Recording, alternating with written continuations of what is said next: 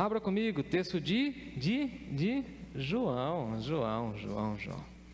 João, lá no capítulo 1.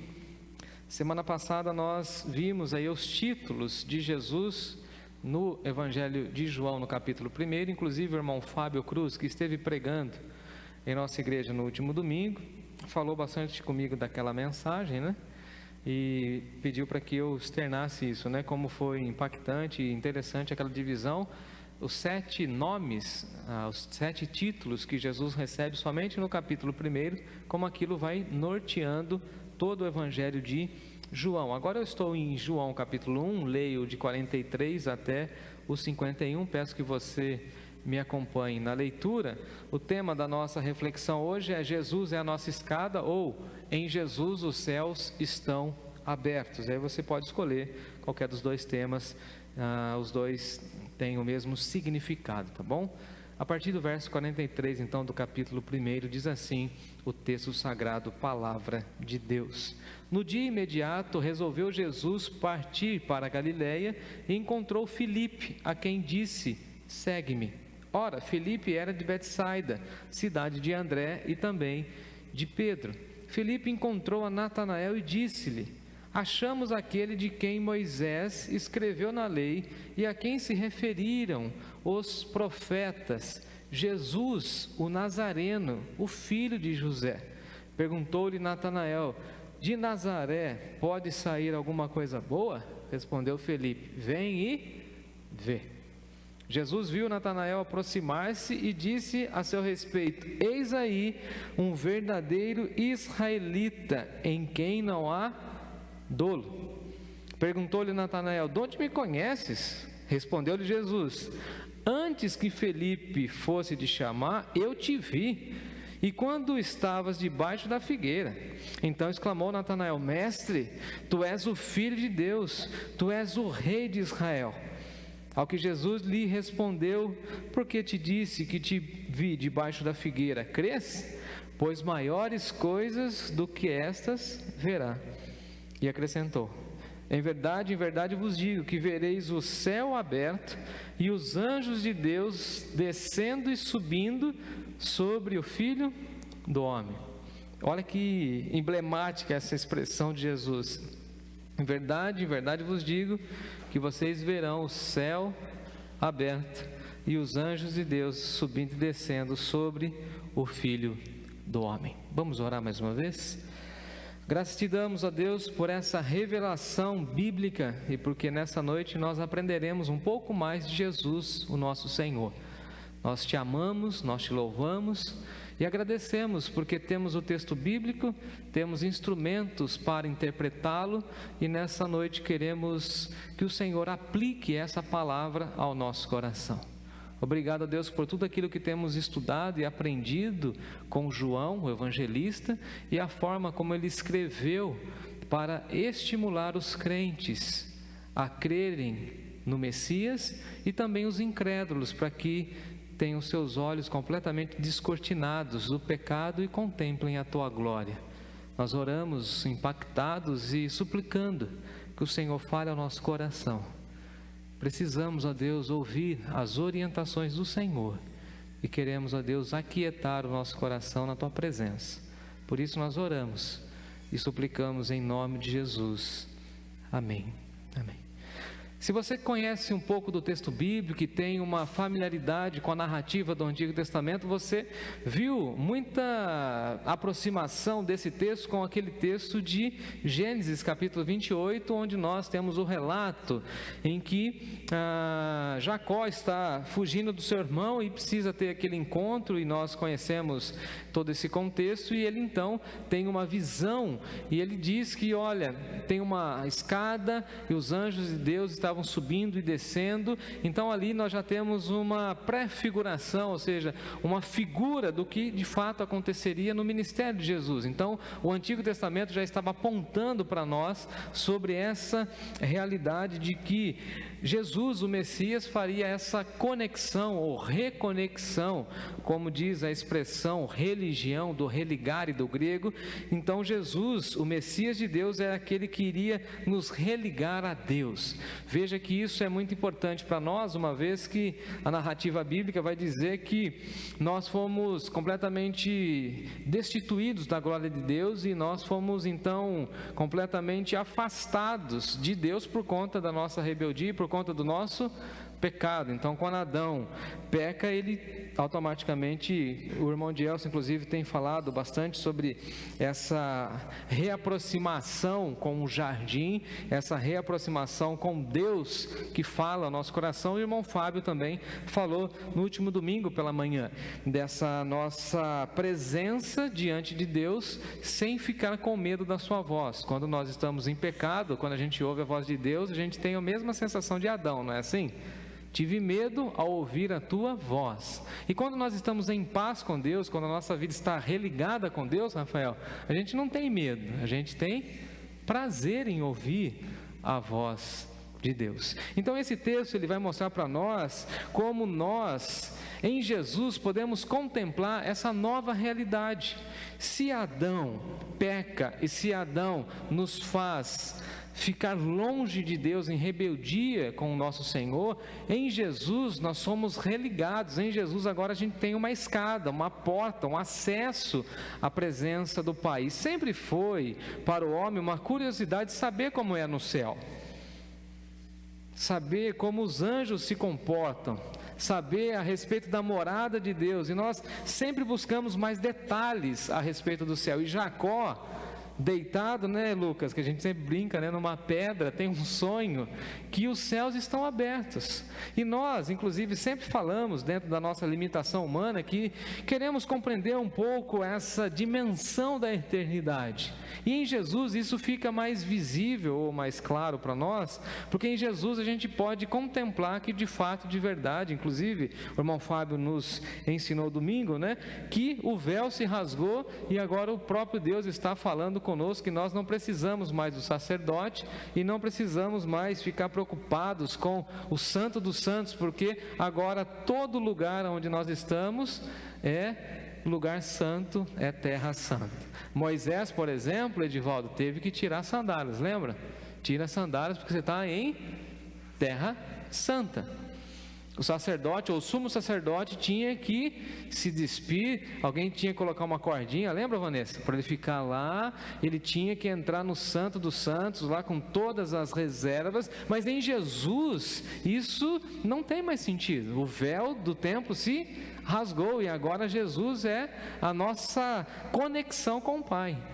Louvado seja Deus por isso. E é isso que o texto está mostrando para nós. Então, a curiosidade do que é o céu, de morar no céu, deveria ser completamente extirpada do nosso coração, porque a gente já vive a eternidade, mas ainda aqui.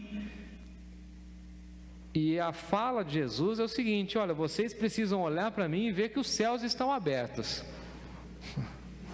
E aí tem muito crente que vai falar assim: olha, eu preciso disso, eu quero aquilo, olha, eu tenho necessidade disso, daquilo.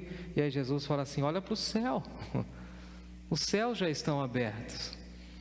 Vocês não precisam mais dessas bênçãos que vocês julgam tão importantes, que são materiais, não. Vocês têm os céus abertos, os anjos de Deus estão subindo e descendo. Ou seja, eu sou a única conexão, e daqui a pouquinho eu falo mais sobre esse momento do ministério de Jesus. Agora, para a gente entender essa fala de Jesus, a gente precisa entender o contexto, e o contexto ele é marcado por uma expressão de Natanael, no versículo 46, que é muito interessante, né? De Nazaré pode sair alguma coisa boa, pode vir algo bom de Nazaré. A gente pensa que essa ideia de preconceito é mais contemporânea da nossa cultura, mas naquele tempo também o povo tinha muitas reservas com quem morava na onde? Um vilarejo pequeno, pobre de Nazaré, e Jesus é reconhecido como nazareno. E eu já disse isso na semana passada, mas vale a pena talvez retomar, que de um lugar improvável vem Jesus com uma mensagem eterna. Então veja que Deus vai repaginando toda a nossa vida, toda a nossa história, e refazendo inclusive toda a nossa trajetória. Inclusive nós precisamos, eu tenho dito isso aos nossos seminaristas, ressignificar alguns conceitos e valores da nossa vida à luz do Evangelho. Alguém olhava para mim no passado e falava assim: mas esse menino tímido pode um dia assumir o púlpito? Pode vir alguma coisa boa do interior paulista, de um bairro periférico, de uma família disfuncional? Porque para os crentes na nossa época, a minha família é meio disfuncional. Por quê? Porque não era toda a minha família cristã. Então, a turma da igreja que tinha toda a família cristã, e hoje eu entendo, ficava olhando para mim assim meio com cara de dó, de piedade. Afinal de contas, o pai dele não está junto, né? Não vem junto. E um sujeito desse vai ser chamado para o ministério, pode vir alguma coisa boa? Lá do interior de Rio Claro? Isso vai quebrando em nós, irmãos e irmãs, essas coisas que nós colocamos diante do Senhor como empecilhos. A gente olha às vezes para a Cracolândia em São Paulo, a gente fala assim: pode vir alguma coisa boa de lá? Pode, já veio, eu vi. A gente tem relatos. Tinha a bruxa da Cracolândia, quem se lembra dessa história? A nossa denominação achou aquela senhora uma bruxa. O apelido dela era a bruxa da Cracolândia. Hoje ela é uma missionária, louvado seja Deus. É o Deus que transforma, porque em Jesus os céus estão abertos para abençoar, transformar e dar um título novo para a nossa vida. Olha, se Nazaré era marcada por não produzir e não entregar à sociedade alguém positivo, então vem aí alguém que vai mudar o curso da história, que ele vai ser chamado o Nazareno. E a história de Nazaré nunca mais foi a mesma depois que Jesus passou por lá. Então, aonde você e eu passamos é para a gente deixar um rastro, segundo Paulo, um cheiro, uma fragrância do amor de Deus. E por isso que o Evangelho é tão maravilhoso, porque Jesus vai mostrando: olha, quem estiver comigo, quem crê na minha mensagem, vai ver os céus abertos. Então veja, o nosso Deus não é um Deus de miséria, segundo a Bíblia é um Deus rico. E a gente precisa explicar, porque hoje, Edivaldo, já tem muita teologia da prosperidade rolando, né? Então quando a gente fala de Deus rico, a gente já pensa no que, Lucas? Nós assim, de forma geral, o povo, dinheiro, bênção material, carro novo. Tem agora a unção do dente. Na minha época era o dente de ouro, né? Agora é o dente com lente, igual daquele jogador de futebol que vai fazer entrevista assim. Já viram isso daí? Eu estava entrando aqui hoje para conversar com o Lucas e Vanessa. Tinha aqui eu até mostrei para eles um panfleto de uma igreja: pare de sofrer, venha ser feliz na nossa igreja. Interessante, né? Venha ser rico. E está lá a foto do pastorzão, assim, do apóstolo, do templo grande. E a gente fica preso com essas coisas e pensando que isso é riqueza. E segundo Paulo, escrevendo aos Efésios, nós somos abençoados com toda a riqueza de bênçãos espirituais. A gente pode ver o céu, Jesus como escada, a ponte colocada para a gente poder ter acesso a Deus. Ou seja, há um caminho, um novo caminho, um vivo caminho, um único caminho em Jesus. E a gente já é abençoado com essa realidade, com as revelações da parte de Deus, e a gente fica maravilhado como Jesus vai mostrando as belezas do céu. E eu não sei se você fica impactado, mas quando Jesus vai contando para nós algumas nuances, alguns relatos da eternidade, eu fico pensando assim: nossa, não vejo a hora de chegar, como que vai ser? E aí Jesus conversa ali com eles e eles falam o seguinte: olha, de fato ele é o mestre, e dão esse título para Jesus. E aí Jesus fala assim para eles, né? No versículo 50: porque eu te disse que te vi debaixo da figueira, você está crendo? Jesus fala para Natanael, né? Olha, eu te vi debaixo da figueira. Ele está pensando que Jesus tinha um binóculo, né? Veja a racionalidade humana. Eu tenho dito isso às vezes: cuidado com excesso de racionalidade. Sabe gente que só quadradinho? Essas pessoas têm muita dificuldade para entender as coisas de Deus, porque Jesus não joga só nessas 4 linhas do quadradinho. Jesus usa metáforas. Eis que o semeador Saiu a semear. O reino de Deus é como um tesouro escondido. Poesia. E Jesus está falando para ele: eu te vi. Ele está pensando que é ver fisicamente. Agora Jesus está falando: eu te conheço, rapaz. Eu te conheço desde a formação. Eu conheço a história, eu sei o que você pensa. E aí o tal do Natanael fica completamente impactado, porque ele já tinha soltado uma pergunta de Nazaré, versículo 46, pode ser alguma coisa boa? E o tal do Felipe. E aí que é importante a gente andar com gente crente, viu, Samuel? Tem que ter amigo crente. Amigo crente. Né, Rafael, que eu falo para você, tem que ter amigo mais crente que você. Porque o tal do Felipe, o Elisângelo, fala assim: vem ver. Se você tem dúvida, vem e vê. Usando aquela expressão que o Edielso gosta bastante: vem e prova. Ao provar e ver de que o Senhor é bom. O cristianismo é bom, Rafael? Vem e prova.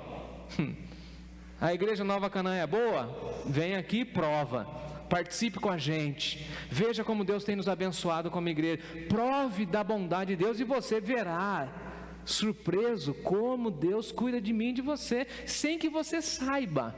Em outras palavras, Jesus está falando assim: Natanael, estou cuidando de você, estou de olho em você. Samuel, não é só a sua avó que fala assim: estou de olho em você. Jesus também estava falando para o Natanael: estou de olho em você, Natanael, faz tempo, e eu quero quebrar esse seu preconceito aí. Você vai entender que lá de Nazaré pode vir o Messias. Tanto é que o Natanael chama ele do quê? De Rabone. O que significa? Mestre, o mestre da vida, o mestre que aponta o caminho para o céu. Maravilhoso. Então veja que Jesus vai quebrando os conceitos e vai remodelando a mente de Natanael. Agora, tudo isso só foi possível por conta de Felipe, porque Felipe falou assim: vem e vê. Se você tem dúvidas do Messias, vem e vê. E nós temos amigos, familiares que têm dúvidas a respeito de Jesus, e o que nós precisamos fazer? Se não levar essas pessoas a ter uma experiência e, Natália, um contato com Jesus. A gente fica falando de doutrina, a gente manda link de música, mas a gente precisa orar e falar assim: Deus, se revele, se mostre a esse meu parente que é incrédulo, esse meu vizinho que não é capaz de ver nada. Eu não sei vocês, mas eu fiquei impactado, mais uma vez, com o amor da igreja e com o amor de Deus. Quando de uma forma assim meio despretensiosa, eu falei assim: quero levar as crianças para um passeio. E aí então a igreja adotou, comprou o projeto, no mesmo domingo já tivemos as doações, e a gente ficou assim maravilhado que depois chegou outras doações, e a Lília também chegou cavando, não teve custo, e a gente conseguiu fazer tudo aquilo lá e tal. E quando nós fomos pagar, não foi, Natália? A moça falou assim: vocês vão fazer o pagamento como? Falei para a Natália: enche a boca falando assim: nossa igreja é generosa, débito, à vista. Quer no Pix? Tem desconto? Eu já peço desconto no Pix. E ela falou assim: nossa, que legal. Aí eu contei para um amigo meu, ele falou assim: cara, mas a igreja abraçou? Eu falei: abraçou que sobrou dinheiro. Aí ele falou assim: o que você fez? Eu falei: eu conversei com o pai, o dono da obra, e o pai moveu o coração das pessoas. Ele falou: ah, mas aqui na igreja não deu certo. Eu falei: vem e vê, vem aqui na Nova Canaã, vem ver. A gente tem que ter muita ousadia, irmãos, para falar: vem e vê. Vem ver o que Ele fez e o que Ele está fazendo na minha vida. Vem ver como Ele está remodelando, ressignificando conceitos e valores que eu tinha, que eu não quero ter mais, e que agora Ele vai colocando dentro dos padrões do reino dos céus. Porque nele, em Jesus, os céus estão o quê? Abertos. E veja que interessante, porque no verso 43, Jesus se encontra com Felipe e chama: vem e segue-me. Esse é o maior convite que você pode receber na vida. Jesus falando assim: vem e segue-me. Até tem um hino, né? Escuta a voz do bom Jesus, vem, segue-me, segue-me. Essa é a fala de Jesus para nós nessa noite: vem e segue-me. E não tem caminhada mais prazerosa, e eu diria também mais desafiadora, do que seguir Jesus, porque ao passo que a gente vai seguindo Jesus, a gente precisa ser modelado por Ele, Ele vai tratando. E o tal do Felipe, ele é completamente envolvido pelo círculo apostólico, ele entra no grupo, e o texto vai dizer que ele era da cidade de André e de Pedro. Ele encontra com Natanael, ele fala o seguinte: olha, nós achamos o Messias, nós achamos aquele a quem Moisés escreveu na lei, a gente achou, ele é o Jesus, o Nazareno, tudo que os profetas falaram sobre ele está se cumprindo, vem aqui, rapaz. E o tal do Natanael sai com essa, ele fala: vem e vê. E aí então Jesus vai elogiar o tal do Natanael. Olha aí comigo no versículo 48. Perguntou-lhe Natanael: de onde me conheces? Como você está falando a meu respeito? Agora, o que eu queria ressaltar é que no versículo 47...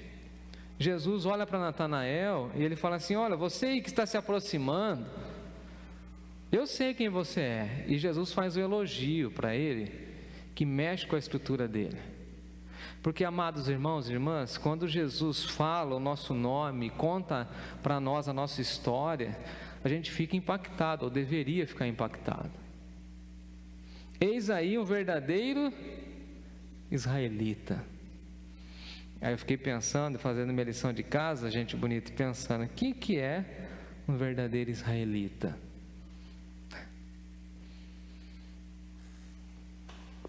Paulo vai defender essa tese lá em Romanos. Mas um verdadeiro israelita é aquele que cria que o Messias viria. O verdadeiro israelita é aquele que entendia completamente os planos de Deus, as promessas de Deus, e tinha muito temor diante de Deus. Em outras palavras, um verdadeiro israelita é aquele que aguardava ansiosamente a chegada de Jesus. Então ele olha para Natanael e fala assim: rapaz, você já está no caminho, você é um verdadeiro israelita, e em você não há dolo, não há um desejo maldoso de prejudicar alguém. Eu vejo que você, em outras palavras, você é uma pessoa pura, você é uma pessoa sincera, você é uma pessoa de Deus. E veja que isso antes do encontro dele com Jesus. Então Jesus enaltece a qualidade moral, Jesus enaltece a expectativa e talvez a esperança dele da chegada do Messias, e Jesus conversa com ele e fala assim: eu te conheço, eu vi que você estava debaixo da figueira. Em outras palavras, sabe o que é, Rafael? Eu conheço o CPF, eu sei os seus medos, seus temores, suas ansiedades, suas expectativas, eu te conheço. É tão interessante que quando as pessoas conhecem a gente fica meio desarmado diante das pessoas, né, Lucas? A gente estava conversando agora, né? A gente vai conversando, a gente vai se conhecendo mais, né? Aí você fala: não, é isso, não é isso, pelo olhar. É o tal do Natanael, solta uma. Imagina o deboche do Natanael. É que a gente às vezes não consegue compreender isso, né? Pode vir alguma coisa boa de Nazaré? Talvez uma aproximação para a gente talvez tentar entender. Vocês poderiam receber um pastor aqui na igreja e amá-lo e respeitá-lo da Argentina?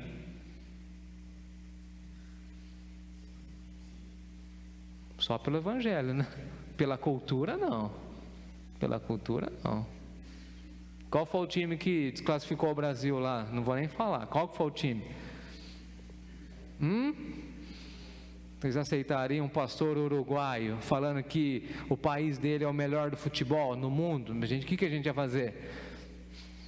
Engolir a seco? É isso que ele está falando. É um preconceito, falando: não vem nada lá não. E aí Jesus vai tratar, fala assim: rapaz, eu te conheço, eu sei da sua história, eu vou mudar o curso da sua vida. Que bom que você já está no caminho, que bom que você já é temente a Deus, que bom que você tem uma boa moralidade, mas falta algumas coisas. Falta você entender que eu sou a escada que leva o ser humano até o céu, eu sou a única ponte. Em mim você verá o quê? Os céus abertos, e você verá que a promessa feita lá por Moisés e as promessas dos profetas estão se cumprindo em mim. E aí ele olha para Jesus, Suzane, e fala assim: mestre, tu és o Filho de Deus. E nós já estudamos essa expressão, Filho de Deus, no Evangelho de João, é extremamente importante, porque ela está dizendo o seguinte: eu creio que o Senhor é o Messias, eu creio que o Senhor é a solução de Deus para o mundo, eu creio que tu és Jesus, a promessa de Deus desde Gênesis 3, aleluia. A gente é convidado nessa noite a olhar para Jesus e falar a mesma coisa: tu és o Filho de Deus, tu és a solução para a minha vida, tu és a solução para os meus preconceitos, tu és a solução para os meus medos, para as minhas ansiedades, tu és a solução para a minha ganância, tu és a solução para a faixa de Gaza, ó Deus, tu és a solução para o Brasil mergulhado em corrupção, porque tu és o mestre. E se o Senhor é o mestre, o Senhor vai nos ensinar como viver à luz do reino dos céus. Até esse momento, por mais bondosa que fosse a vida de Natanael, ela era incompleta, porque ela não tinha tido ainda um encontro com Jesus. E o mestre fala assim: olha, eu vou te ensinar. E ele ainda fala assim: tu és o rei de Israel. E essa expressão aqui, rei de Israel, na boca de um israelita, é importante. Qual que era a figura, Elisângela, que eles tinham no Antigo Testamento de rei? Natália, quem que era o rei? Até hoje eles celebram essa figura, o rei Davi. O que o rei Davi fez? Batalha, reinado com força. Tu és o nosso representante diante de Deus, e por isso a Bíblia vai dizer para nós, que inclusive foi o texto que nós lemos no último domingo, que Jesus é o nosso advogado diante do Pai. Ele nos representa, ele é a grande autoridade. E então Jesus vai dizer para nós, para ele, para aquietar o nosso coração: em verdade vos digo que vocês verão os céus abertos. Para Jacó, no Antigo Testamento, foi um sonho, Lucas. Para Natanael foi uma realidade, e para nós hoje é uma realidade. Em Jesus a gente vê os céus abertos, e Jesus para nós é a nossa escada. E tem um outro hino que diz, né, que é só por esse caminho que a gente vai chegar, não tem outro. Outro dia eu vi um videozinho, achei tão interessante, simples, mas muito impactante, de uma pessoa que estava carregando a sua cruz, e aí chegou um determinado momento, estava pesada, ela foi lá, falou: acho que se eu cortar 5 centímetros, não dá nada. Ele pegou a maquita e cortou um pedacinho. Aí ficou mais pesadinho um pouco, e falou assim: vou pegar e cortar mais um pedacinho. Quando ele chegou no seu local de passagem, ele tentou colocar a cruz, e aí ficou faltando o quê? Pedaço. A grande lição dizia: não corte os pedaços da cruz. Que tem algumas aplicações? Sim, mas eu diria, todas as nossas tentativas humanas são como essa cruz que a gente vai tentando cortar, porque na realidade não é a nossa proposta de chegar a Deus. O Evangelho é ao contrário, é o Deus que se revela e vem em nossa direção. Em mim os céus estarão abertos, eu sou a escada. Por isso depois ele vai falar que ele é a porta de acesso, ele é o pastor, ele que guia. Ou seja, o Evangelho é uma mensagem de Deus para nós, onde Deus está falando assim: eu já fiz tudo, o que eu espero de você que ouve a mensagem do Evangelho é que você creia, e que você veja e contemple, como Felipe contemplou, como Natanael contemplou. Eu espero que você que me ouve nessa noite contemple também a glória de Deus, e em Jesus você veja que os céus estão abertos. Amanhã, quando você acordar, ou como diria lá no interior, quando você saltar da cama, que você fala assim: obrigado, Senhor, porque os céus estão abertos. Porque se os céus estivessem fechados, Lucas, as misericórdias não seriam renovadas. Aí a gente fala, né, Vanessa? Assim, obrigado, Senhor, pela tua graça. Até lembrei de uma música, Vanessa, vou fazer um pedido público. Faz chover, perdão e graça. Aí você erra, Edivaldo, aí Deus fala assim: mas eu vou derramar sobre você o quê? O meu perdão, porque em Jesus os céus estão abertos. Aí a Natália fica preocupada com o cuidado do marido, com as coisas da igreja, Natália, e Deus está falando assim: eu sou o Deus rico, e vou abençoar, e vou prover. Aí chega alguém na igreja e fala: pastor, diante de tantas realidades, a gente vai fazer um passeio com as crianças, e Deus falou o que para nós, Rafael? Eu sou o Deus que estou abençoando, eu sou o Deus rico em graça, em bênçãos espirituais. Descanse. Nós que cremos em Jesus e que somos líderes da igreja precisamos entender isso aqui. Em Jesus os céus estão abertos, e nós precisamos clamar e pedir ao Senhor: ó Deus, nos dê visão de ver tudo aquilo que está caindo dos céus sobre as nossas vidas. Aí a gente fica pensando e calculando mais uma vez pela racionalidade humana, faz planilha, contas, projetos, e Deus está abrindo as comportas dos céus e falando assim: eu vou abençoar esse povo. Eles não merecem, mas eu abençoo. Com graça, com misericórdia. Para Jacó foi um sonho. Para Felipe, para Natanael, realidade. Para mim e para você? Não, para você eu não posso responder. Para mim, realidade. Eu vejo Jesus cuidando de mim, e eu sei que não há outro caminho para o céu a não ser por Jesus. Ele é a escada, Ele é a ponte. E esse vivo e novo caminho não fui eu que preparei, foi o Pai que preparou por meio de Jesus. Tudo é por Ele, para Ele e para a glória dEle. Que Deus continue a falar e abençoar a nossa vida e o nosso coração.